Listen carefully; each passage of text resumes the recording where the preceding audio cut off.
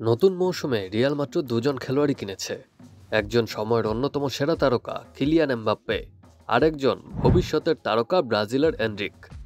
ব্রাজিলের 18 বছর বয়সী স্ট্রাইকার এনরিকের অভিষেক নিয়ে খুব একটা আলোচনা হচ্ছে না।